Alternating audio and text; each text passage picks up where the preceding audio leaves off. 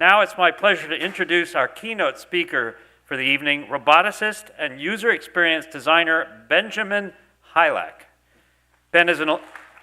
Hold on, I'll let you know.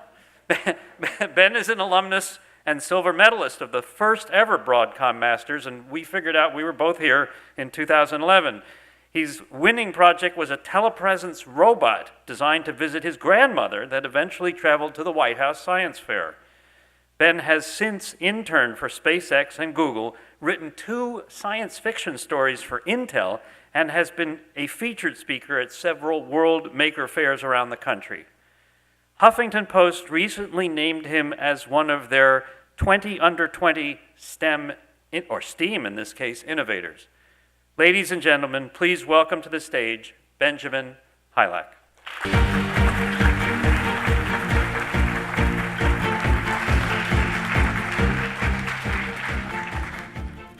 Thank you so much for that introduction, and thank you so much for the opportunity to address my fellow alumni today. I'm going to be honest, it feels kind of weird, because just a few years ago, I was sitting exactly where you all were, really struggling to pay attention to the keynote speaker. I was excited to hear who won, but I'll just kind of proceed pretending like all of you are paying more attention than I was. So I grew up in a small town nestled right between the Amish and the mushroom capital of the world. There were definitely more cows than computers, and it was no Silicon Valley, and it was kind of a weird place to make a telepresence robot to visit my grandma.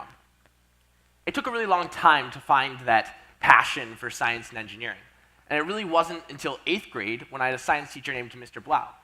And with Mr. Blau, for the first time, we weren't just reading about science out of 30-year-old textbooks, we were doing science. We were doing dissections and finally using the microscope.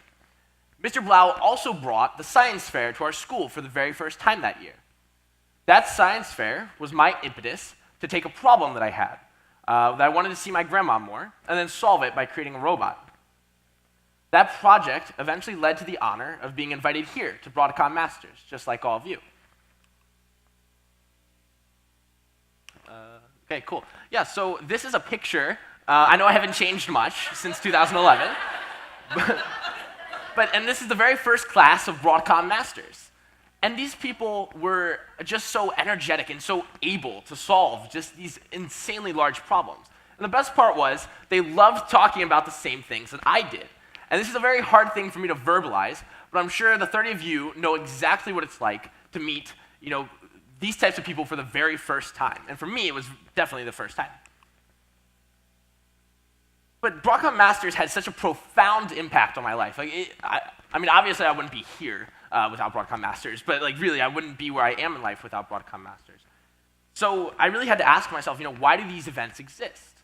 On a surface level, they exist because of hundreds and thousands of people who dedicate so much time and so much money to making them happen. But why do they dedicate so much time and so much money? It's because when they look at the future, you give them hope. They're investing in us because they believe that we can change the world. And that's exactly what I want to talk about today. Because just by being here, you've shown you already can change the world, and we all believe that you can continue changing the world. So I kind of have these 3 steps that I'm going to share with you that I've kind of come up with of how you all can continue changing the world. The first I didn't learn until my freshman year of college. I was working on a project to help the impoverished, so this is my team, and the guy in the back is Martin Berg. He's a well-known social entrepreneur. And during one of our conversations, Martin decided to test me a bit, and he asked me how I would help a woman if she was hungry. Obviously, I would give her food. I thought I had this one in the bag, right? It's right there. And he just kind of looked at me, and he said, you missed something. You didn't ask why she's hungry. What if she doesn't have teeth? She could have all the food in the world right in front of her, and she'd still be hungry. Even solving that problem isn't as easy as it looks. You can't just give her new teeth. Why'd she lose her teeth in the first place? Was it because she didn't have dental coverage? Maybe she didn't have a toothbrush, or maybe she just didn't have transportation to a dentist. So this lesson really taught me the importance of understanding a problem before trying to solve it.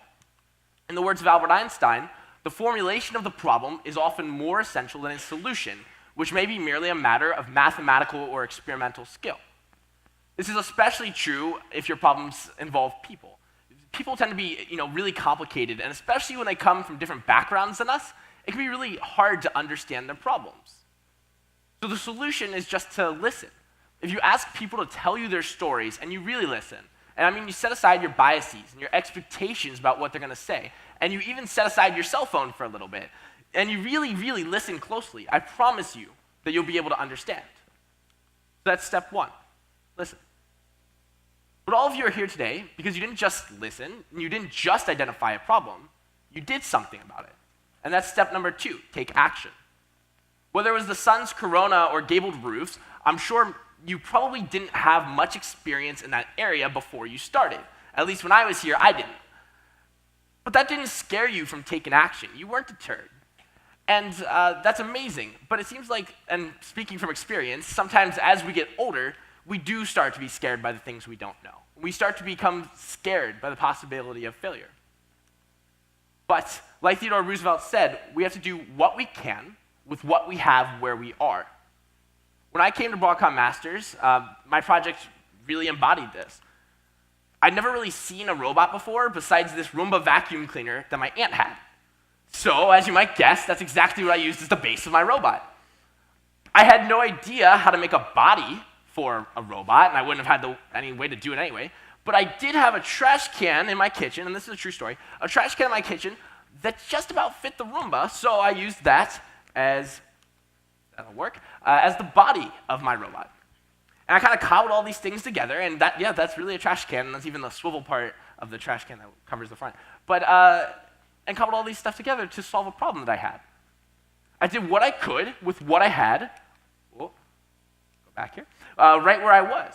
And these things actually turned out to be a strength, because I used off-the-shelf components, I was able to make this robot for just $500, where the cheapest one at the time was $13,000. Other times, problems just seem so large or just so necessary to our survival that we assume someone else is going to solve it, because someone else has to solve it. But I want to remind you that every single problem that's been solved has been solved by somebody just like us. And no problem has ever been solved without action. Just by joining the ranks of Broadcom Masters, you've proven that you're one of the best problem solvers in the entire world. So no one is better positioned to solve the future's problems than we are. But even taking action alone isn't enough. We have to also be heard. And here's why. So this nice little pie chart shows that only 7% of Americans are scientists or engineers. What that means is that the majority of the country is not going to hear us. Because being heard isn't about how loud we talk or how often we talk. It's about whether or not they understand us. It's measured at their ears. I think this is obvious if you look at all of you and you look at our nation's leaders. Because you all are solving problems that most of our leaders don't believe in. And that's ridiculous. You guys are solving climate change, water, air pollution, poverty. And these are really, really big problems that are going to affect us pretty soon. Because of my experience at SpaceX, I was particularly interested in all the talk about colonizing Mars.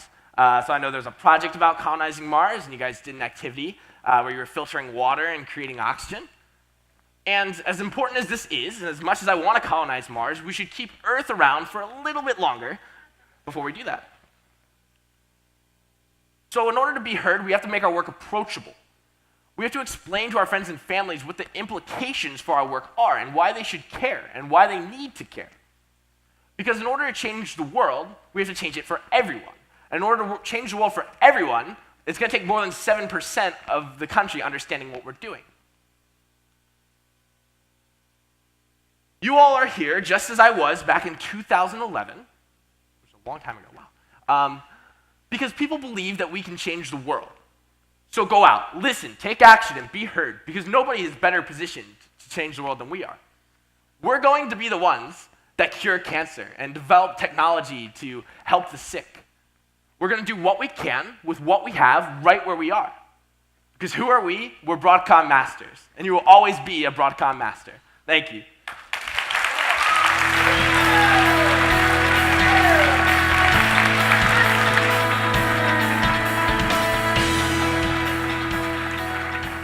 It's just fantastic. And And you know, it makes me wonder, do you feel like 6 years from now, one of you could be up here? You should. I mean, that's what he's saying is, this is what's possible. So good luck to you guys. It's going to be a tough road, but you can do it.